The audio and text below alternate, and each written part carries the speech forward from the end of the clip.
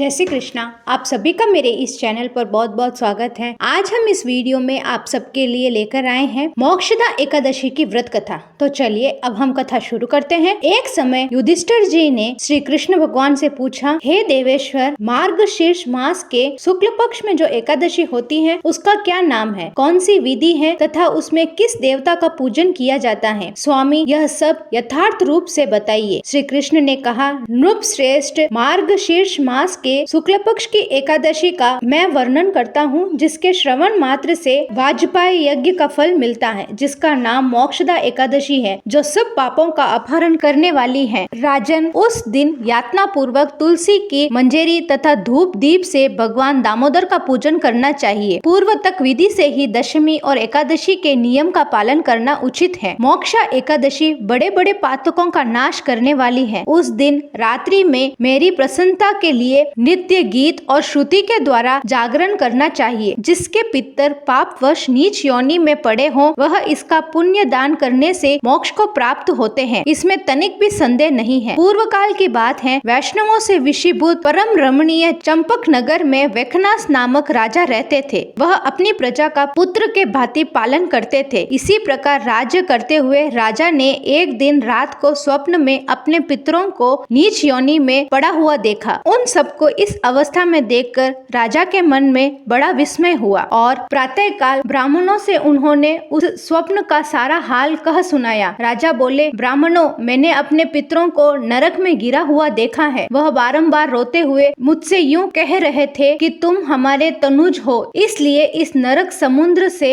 हम लोगों का उद्धार करो। द्विजोवर, इस रूप में मुझे पितरों के दर्शन हुए हैं, इससे मुझे चैन नहीं मिल रहा है। क्या करूं, कहाँ जाऊं? मेरा हृदय रूंधा जा रहा है। द्विजोत्तमा, वह व्रत, वह तप और वह योग जिससे मेरे पूर्वज तत्काल नरक से छुटकारा पा जाए, बताने की कृपा करे। मुझे बलवान एवं साहसी पुत्र के जीते जी मेरे माता पिता घोर नरक में पड़े हुए हैं, अर्थात ऐसे पुत्र से क्या लाभ है? ब्राह्मण बोले, राजन, यहाँ से निकट ही पर्वत मुनि का महान आश्रम है। वह भूत और भविष्य के भी ज्ञाता है। नृप श्रेष्ठ, आप उन्हीं के पास चले जाइए। ब्राह्मणों की बात सुनकर महाराजा वेकनास शीघ्र ही पर्वत मुनि के आश्रम पर गए और वहां मुनि श्रेष्ठ को देखकर उन्हें दंडवत प्रणाम करके मुनि के चरणों का स्पर्श किया। मुनि ने भी राजा के सातों अंगों की कुशलता पूछी। राजा बोले, स्वामी, आपकी कृपा से मेरे राज्य के सातों अंग सकुशल हैं, किंतु मैंने स्वप्न में देखा है कि मेरे पितर नरक में पड़े हैं, अर्थात बताइए किस पुण्य के प्रभाव से उनका वहां से छुटकारा होगा। राजा की यह बात सुनकर मुनि श्रेष्ठ पर्वत एक मुहूर्त तक ध्यान अवस्था में रहे। इसके बाद वह राजा से बोले, महाराज, मार्ग मास के शुक्ल पक्ष में जो मोक्षा नाम की एकादशी होती है, तुम सब लोग उसका व्रत करो और उसका पुण्य पितरों को दे डालो। उस पुण्य के प्रभाव से उनका नरक से उद्धार हो जाएगा। भगवान श्री कृष्ण कहते हैं, युधिष्ठिर, मुनि की यह बात सुनकर राजा पुनः अपने घर लौट आए। जब उत्तम मार्गशीर्ष मास आया, तब राजा वेखनास ने मुनि के कथन अनुसार मोक्षा एकादशी का व्रत करके उसका पुण्य समस्त पितरों सहित पिता को दे दिया। पुण्य देते ही क्षण भर में आकाश से फूलों की वर्षा होने लगी। वेखनास के पिता पितरों सहित नरक से छुटकारा पा गए और आकाश में आकर राजा के प्रति यह पवित्र वचन बोले, बेटा, तुम्हारा कल्याण हो। यह कहकर वह स्वर्ग में चले गए। राजन, जो इस प्रकार कल्याणमयी मोक्षा एकादशी का व्रत करता है, उसके पाप नष्ट हो जाते हैं और मरने के बाद वह मोक्ष प्राप्त कर लेता है। यह मोक्ष देने वाली